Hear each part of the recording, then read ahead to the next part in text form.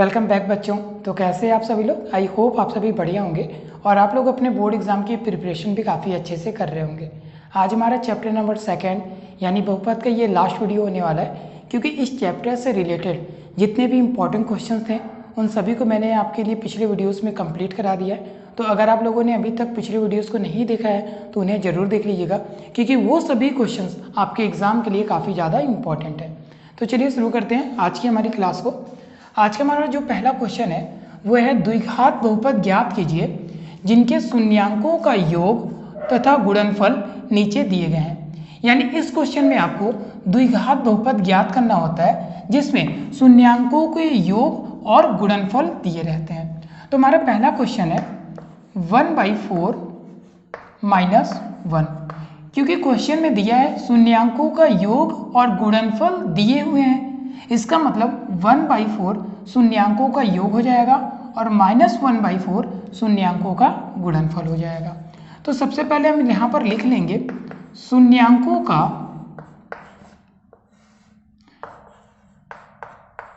योग बराबर 1/4, क्योंकि क्वेश्चन में दिया हुआ है। और पिछले वीडियो में मैंने आपको बताया था शून्यांकों के योग का फॉर्मूला क्या होता है। शून्यांकों का योग जो फॉर्मूला होता है वो होता है -b/a। ठीक है, अब क्वेश्चन में दिया हुआ है शून्यांकों का योग 1/4 और फॉर्मूला होता है शून्यांकों का योग बराबर -b/a। यानी यहाँ पर दोनों जगह योग दिया है, तो हम कह सकते हैं कि यहाँ पर -b/a की जो वैल्यू है वो 1/4 दिया हुआ है। ठीक है, इसी प्रकार हम नीचे लिख लेंगे शून्यांकों का गुणनफल। शून्यांकों का गुणनफल, शून्यांकों का गुणनफल कितना दिया हुआ है? -1। ठीक है, अब शून्यांकों के गुणनफल का फॉर्मूला क्या होता है? शून्यांकों के गुणनफल फॉर्मूला क्या होता है? c/a। ठीक है, तो इसी प्रकार यहाँ पर हम कह सकते हैं कि यहाँ दोनों गुणनफल है, इसका मतलब c/a की वैल्यू -1 है। ठीक है, क्योंकि शून्यांकों के गुणनफल का फॉर्मूला होता है c/a और शून्यांकों का गुणनफल क्वेश्चन में ऑलरेडी दिया हुआ है। इसका मतलब c/a की जो वैल्यू है वो है -1। अब इसके बाद आप दोनों समीकरण का कंपेयर करो, तो यहाँ पर जब आप देखोगे तो a की वैल्यू 4 है और यहाँ पर a की वैल्यू 1 है, क्योंकि अगर किसी भी संख्या के नीचे कोई संख्या नहीं होती तो हम 1 एज अ डिनोमिनेटर मान लेते हैं, यानी हम यहाँ पर हर एक ले लेंगे। तो जब आप दोनों को कंपेयर करोगे तो यहाँ पर a की वैल्यू 4 आ रही है और यहाँ पर a की वैल्यू क्या है? 1 आ रही है। तो ये एक तरह से अभी गलत हो जाएगा, क्योंकि दोनों इक्वल होनी चाहिए। a की वैल्यू जब यहाँ पर 4 है तो यहाँ पर भी 4 होनी चाहिए, लेकिन यहाँ पर क्या है? 1 है। तो हम क्या करेंगे, पहले a की जो वैल्यू है यानी जो a का मान है उसे बराबर करेंगे। तो हम 1 में किस संख्या से गुणा कर दें कि 4 आ जाए, क्योंकि a की वैल्यू यहाँ पे 4 है तो इसे भी 4 बनाना पड़ेगा। तो हम यहाँ पर क्या करेंगे, 4 से गुणा कर देंगे ऊपर नीचे। तो अब ये क्या बन जाएगा? 4 × 1 = 4, यानी -4/4। ठीक है, अब देखिए a की वैल्यू क्या बन गई? 4 बन गई। ठीक है, यहाँ भी a की वैल्यू 4, यहाँ भी a की वैल्यू 4, यानी अब दोनों सेम है, अब दोनों सही है समीकरण। अब दोनों समीकरण में आप क्या करोगे? तुलना कर दोगे। तो जब इस समीकरण की और इस समीकरण की तुलना करोगे तो यहाँ पर b की वैल्यू क्या आ जाएगी? 1 आ जाएगी, यानी यहाँ पे हम लिखेंगे -b = 1। ठीक है, अब दोनों की तुलना करो तो -b = 1, क्योंकि इसके सामने है ना, ये भी अंश है और यहाँ पे भी अंश है, तो -b की वैल्यू 1 हो जाएगा और a की वैल्यू क्या हो जाएगी? 4 हो जाएगी। तो यहाँ पे हम 4 लिख लेंगे। इसके बाद यहाँ पर आप c की वैल्यू निकाल लो, तो c की वैल्यू कितनी होगी? -4 होगा। ठीक है, क्योंकि c यहाँ पर अंश के रूप में ऊपर है और यहाँ पर अंश के रूप में -4 ऊपर है, तो c की वैल्यू -4 हो जाएगी। तो यहाँ पर आप सिंपली c = -4 लिख लो। अब इसके बाद हमें द्विघात बहुपद ज्ञात करना है। तो द्विघात बहुपद का हमने क्या आपको व्यापक रूप बताया था? ax² + बी एक्स प्लस सी। ठीक है, ये आपका द्विघात जो बहुपद होता है उसका व्यापक रूप है। तो यहाँ पे क्या लिखोगे आप, ए बी तथा सी का मान रखने पर। ठीक है, तो यहाँ पर आप ए बी सी का मान इस व्यापक रूप में रख दोगे। तो ए की वैल्यू कितनी है, 4, तो ए की जगह पे आप क्या रख दोगे, 4, तो ये हो जाएगा 4x²। इसके बाद बी की वैल्यू कितनी है, -1, क्योंकि यहाँ पे ये माइनस है तो ये हो जाएगा -1। ठीक है, ये माइनस आप इधर इसको पक्षांतर कर दोगे तो -1 हो जाएगा। इसके बाद यहाँ पर b की वैल्यू क्या करोगे, -1x, और c की वैल्यू कितनी है, -4।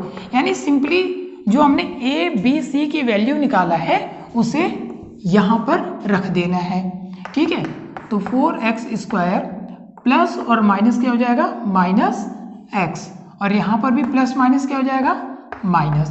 ठीक है, तो ये आपका हो जाएगा द्विघात बहुपद। यही आपका आंसर था। तो आज का हमारा सेकंड क्वेश्चन है √2 1/3। ठीक है, तो क्वेश्चन में क्या दिया हुआ है, शून्यांकों का योग तथा शून्यांकों का गुणनफल। तो सबसे पहले हम लिख लेंगे शून्यांकों का योगफल। तो शून्यांकों का योगफल कितना है, √2। इसके बाद हम क्या लिखेंगे, शून्यांकों का योगफल का जो फॉर्मूला होता है, तो शून्यांकों का योगफल का फॉर्मूला क्या होता है, शून्यांकों का योगफल यहाँ पे हो जाएगा -b/a। ठीक है, तो यहाँ पर भी योगफल है और ये भी योगफल है, यानी हम कह सकते हैं कि ये जो -b/a है इसकी वैल्यू कितनी होगी, √2। अब √2 के नीचे हम क्या करेंगे, 1 मान लेंगे। अब फिर से हम क्या लिख देंगे यहाँ पर, शून्यांकों का गुणनफल बराबर 1/3। ठीक है, और शून्यांकों के गुणनफल का फॉर्मूला क्या होता है, शून्यांकों के गुणनफल बराबर क्या होता है, c/a। अब हम यहाँ पे क्या करेंगे, c/a = 1/3 लिखेंगे। क्यों, क्योंकि यहाँ पर क्या लिखा हुआ है, शून्यांकों का गुणनफल 1/3 है और शून्यांकों के गुणनफल का सूत्र क्या होता है, c/a, यानी c/a। यानी हम कह सकते हैं कि c/a की जो वैल्यू होगी वो क्या होगा, 1/3।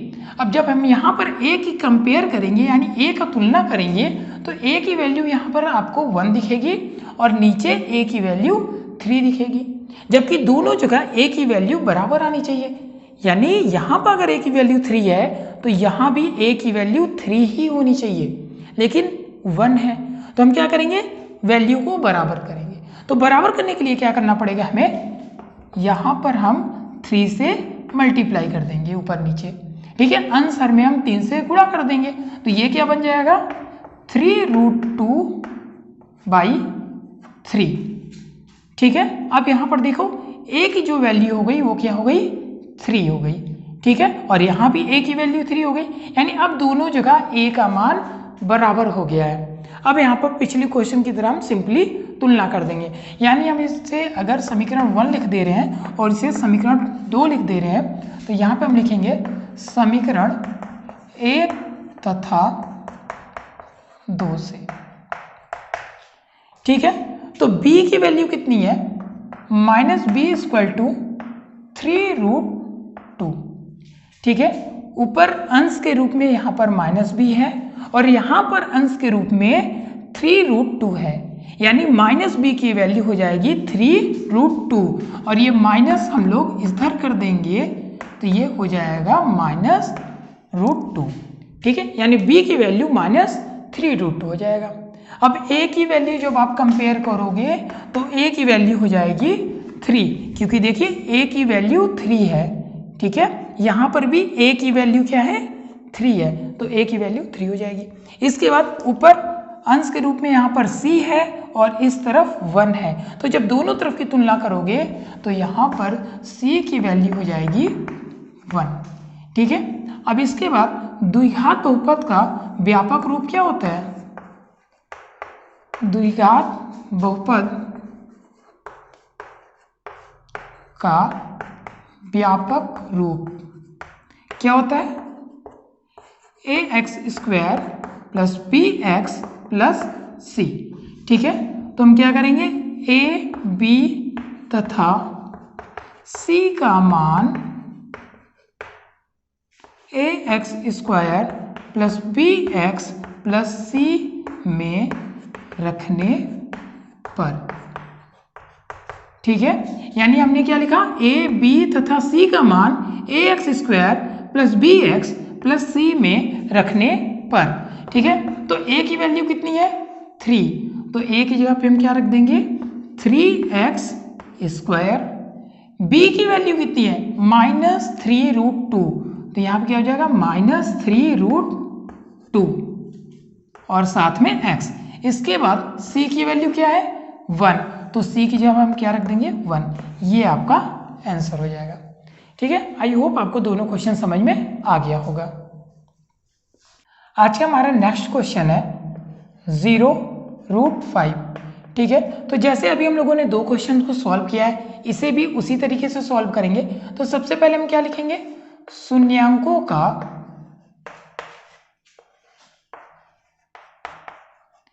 योग बराबर 0, क्योंकि पहला नंबर क्या है, शून्यांकों का योग, और दूसरा क्या है, शून्यांकों का गुणनफल।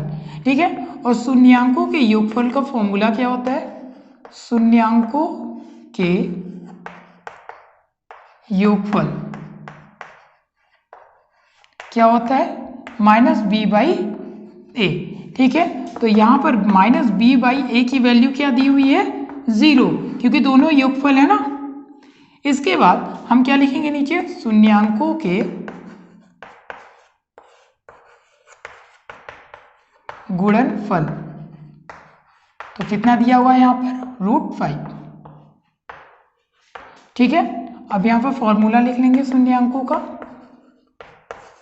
शून्यांकों का गुणनफल। फॉर्मूला क्या होता है, c/a। तो हम कह सकते हैं यहाँ पर गुणनफल यहाँ भी है, यहाँ भी है, यानी c/a की जो वैल्यू है वो क्या है, √5। यहाँ पर नीचे कुछ नहीं है, 1 मान लेंगे, और यहाँ भी कुछ नहीं है, 1 मान लेंगे, क्योंकि अगर किसी भी संख्या के नीचे कुछ वैल्यू नहीं दी गई रहती तो हम हर के रूप में 1 मान लेते हैं। तो दोनों जगह हमने 1 मान लिया, और जब दोनों जगह हम लोगों ने कंपेयर किया तो यहाँ पर a की वैल्यू क्या मिली, 1 मिली, और यहाँ पर क्या मिली, a की वैल्यू 1, यानी इस बार दोनों जगह a की वैल्यू सेम है। ठीक है, तो हमें गुणा करने की जरूरत नहीं, क्योंकि गुणा हम कब करते हैं, जब a की वैल्यू अलग अलग होती है, लेकिन यहाँ पर तो a की वैल्यू सेम है, तो हमें गुणा करने की जरूरत नहीं है, डायरेक्ट हम तुलना कर देंगे। तो b की वैल्यू कितनी हो जाएगी, 0, क्योंकि b यहाँ पर अंश के रूप में है ऊपर, और यहाँ पर ऊपर क्या है, 0 है, यानी हम कह सकते हैं -b = 0, तो b बराबर भी 0 हो जाएगा। अब a बराबर क्या है, 1, a = 1 और c = √5 हो जाएगा। ठीक है, और इसके बाद हमारा जो द्विघात समीकरण का व्यापक रूप होता है ax² + bx + c। ठीक है, तो हम यहाँ पर लिखेंगे a b तथा c का मान ax² + bx + c में रखने पर। ठीक है, तो a की वैल्यू कितनी, 1, तो a की जगह पे लिख देंगे 1x² प्लस b की वैल्यू कितनी, 0, तो 0x प्लस c की वैल्यू कितनी, √5।